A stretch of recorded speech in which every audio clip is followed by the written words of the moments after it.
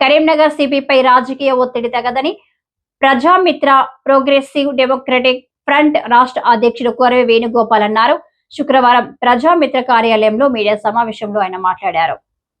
Karimnagar commissionerate పరిధిలోని ఒక sub inspector పై కరీంనగర్ సిపికి ఫిర్యాదు రావడం వలన ఆ ఎస్ఐను డిపార్ట్మెంట్ కు అటాచ్ చేసి వేకెన్సీ రిజర్వ్ లో పెట్టడం జరిగిందని అన్నారు.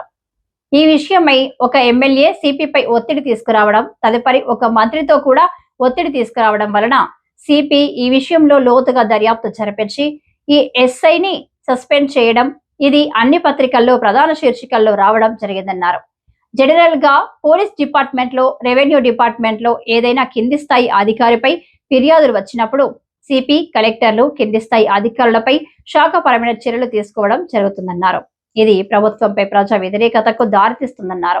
కనుక ప్రభుత్వంలో ఉన్నవారు ఈ విషయంలో తగు జాగ్రత్త చర్యలు తీసుకోవాలని మనవి చేశారు.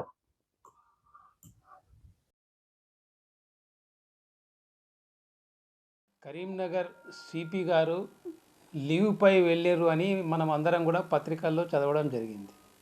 కారణం ఏంటంటే ఒక సబ్ ఇన్స్పెక్టర్ గారు ఆయన మీద ఏదో కంప్లైంట్ వచ్చిందని, దాని మీద సిపి గారు ఎంక్వైరీ చేసి వారిని డిపార్ట్మెంట్లో అటాచ్ అంటే వేకెన్సీ రిజర్వ్లో పెట్టడం జరిగిందని, దాని మీద ఎవరో ఎమ్మెల్యే వెంటనే ఫోన్ చేసి దాన్ని అక్కడి నుంచి మళ్ళీ అతన్ని రీపోస్టింగ్ ఇవ్వాలని చెప్పి అడగడం జరిగిందని, దానికి వారు విముఖంగా ఉండడం వల్ల మళ్ళీ ఎవరో సీనియర్ మంత్రి గారు సిపి గారికి, డీజీపీ గారికి ఫోన్ చేసి అసంతృప్తి వెలబుచ్చారని, సో ఈ రకంగా శాఖాపరమైనటువంటి చర్యలు తీసుకుంటే రాజకీయ జోక్యం జరుగుతున్నది అనేటువంటి దాని మీద సిపి గారు లీవ్ పెట్టి వెళ్ళిండు అనేటువంటిది గత 4-5 రోజుల నుంచి ప్రధాన శీర్షికలుగా అన్ని పత్రికల్లో కూడా అందరం కూడా చదవడం జరిగింది.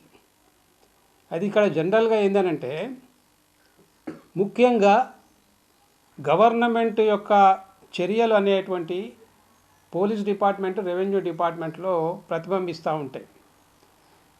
మంత్రులు, ఐఏఎస్లు, ఐపీఎస్లు they are all part of the executive. MLAs they are part of the legislature. Executives మంత్రులు, ప్రభుత్వము, ఐఏఎస్లు, ఐపీఎస్లు ఒక సమన్వయంతో పనిచేయాలి.